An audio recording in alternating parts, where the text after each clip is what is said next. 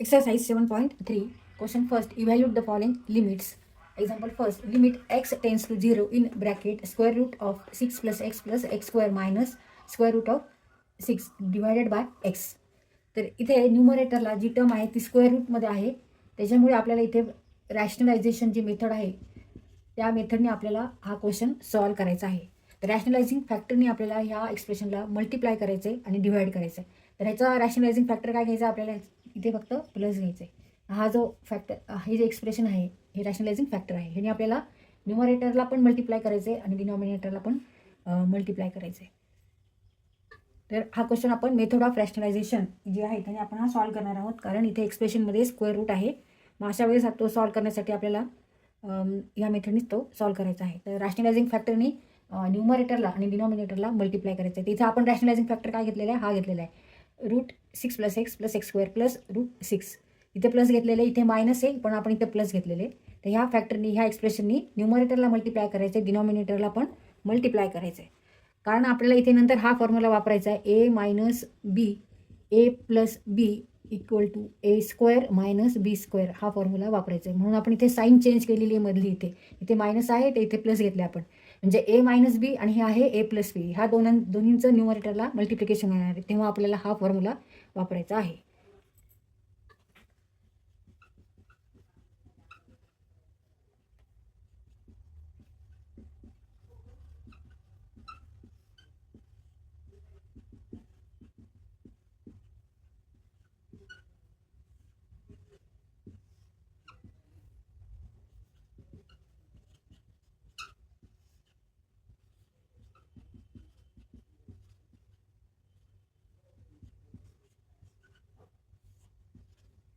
Multiply and divide by rationalising factor.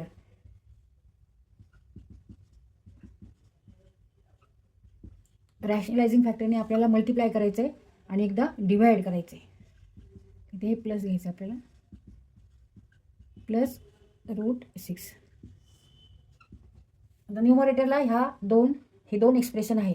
तर इथे a - b a + b असं धरायचं आहे. a - b a + b आणि ह्या फॉर्म्युलावरून डायरेक्ट आपल्याला उत्तर काढता येणार आहे. Numerator is here 6 + x + x² - root 6 in x. त्या दोन्हींचं multiplication a - b and a + b. Here a is 6 + x + x² and b is root 6. Now multiplication of these two equal to a² - b²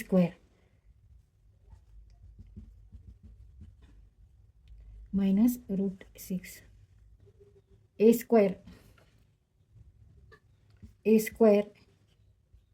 minus root 6². 6 + x + x².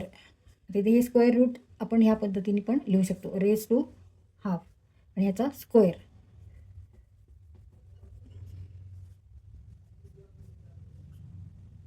इथे multiplication half into 2 म्हणजे 2 × 2 2 × 2 2 × 2 2 × 2. नाव remaining term आहे 6 + x + x² - 6. Now 6 - 6 = 0. Remaining terms x + x². x + x². त्याच्यातून आपण x common जर घेतलं तर 1 + x किंवा x + 1. x in bracket x + 1.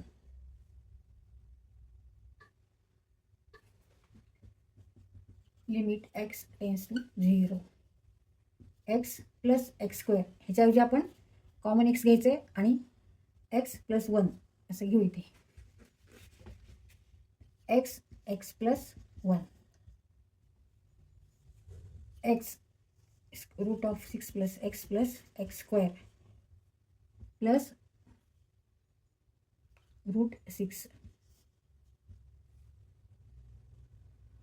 आता इथे न्यूमरेटरला x आहे, डिनॉमिनेटरला पण x आहे, म्हणून ते असं आपण कट करू शकतो. x = x, x = x आणि इथे मल्टिप्लिकेशन आहे सगळ्यांमध्ये.